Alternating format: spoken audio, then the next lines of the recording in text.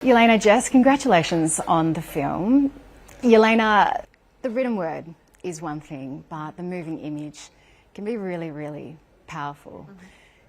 How was it for you watching Unbreakable as a film? Yeah, it was still difficult, even though I feel like I've dealt with a lot of that past and trauma and have been really, and am really happy in my life. But it's very different seeing it on screen, I have to say. It even surprised me. I'm 16 years old here. I'm playing the world number one, Martina Hingis. I knew that if I lost, the consequences were catastrophic. Sorry.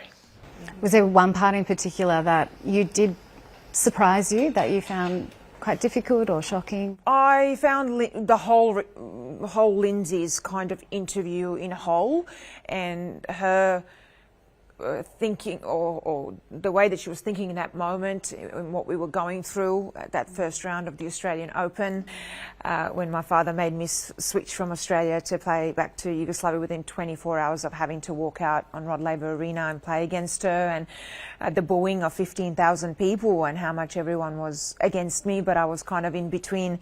I felt like two fires, lose-lose scenario. If I didn't do what he said, would I survive the beating in the hotel room when I got back? But then also here, I knew I was going to get hammered by media and the fans and everyone. And it was so personally hard for me because I love playing for Australia, and it was something that I wish really never happened. I'm 17, and through his actions became the most hated person. I remember just standing there like, oh my gosh, what are we going into?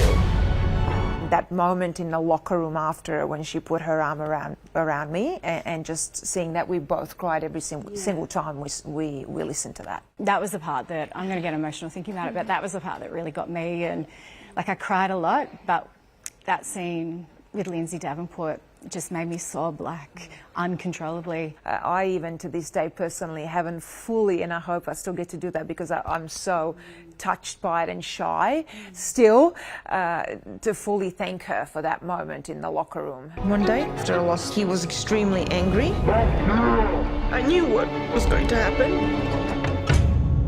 It was just terrible. We used words to describe your father as, you know, the mad dad of tennis. You know, Demir's crazy. It was this open secret of, you know, what he was like. The truth of it was that he was abusive and he was dangerous.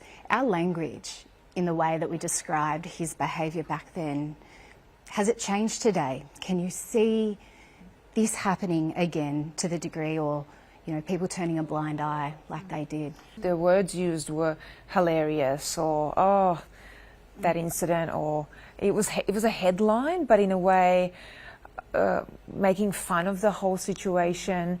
And to everyone, it was, oh, we know we're going to get something out if we ask him something. He was always also, journalists knew he was drunk. He was always going to give them something.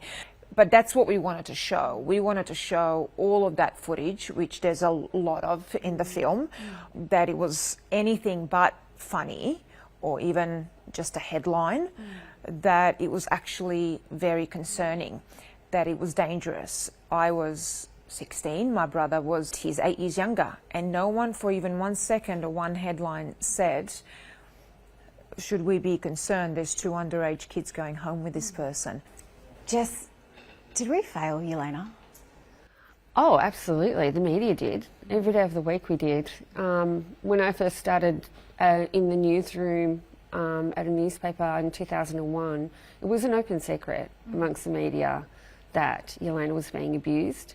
At the same time, Demir was getting Kia contracts for the car company and making money out of his absolutely, you know, outrageous abusive behaviour. Is there any misunderstanding, you think, in the Australian public, especially those moments when you were buried in 2001, and just how bad the situation was? Yeah, I just think everybody should watch it and listen and see what Jelena went through in that moment. I mean, it's just extraordinary, especially that moment in 2001 at the Australian Open, playing Lindsay Davenport, to be booed by the Australian public. I mean, yeah, it's a really shameful moment in sport for this country. I even felt like I failed them, but it wasn't me. And I couldn't tell them, I couldn't tell anyone. And even when I came back a few years later, even then, yes, people accepted me coming back, but it was not the same. Everyone was cheering for me, but a lot of people still had doubt. And not until my book came out, and I think even more so now with the documentary, I hope that they see, it makes me cry because I hope that they see the love and passion and emotion that I actually have for Australia, for all my fans. What's been probably the most uplifting thing about sharing your story with your book and now with your doco that might have surprised you, that you didn't think it would have? It's saved my life through vulnerability, finding my voice, reclaiming my life as well, and feeling like I can actually make a difference, I can help others, I really want to create a legacy of, I went against it, I stood, when it wasn't normal to speak up and stand up and say these things and hold my head high with my truth and my story, that I did it, but even more so, I did it actually for others. I say at the end of Unbreakable, I wanted that in the book, is at the end, if it helps one person, it's mission accomplished.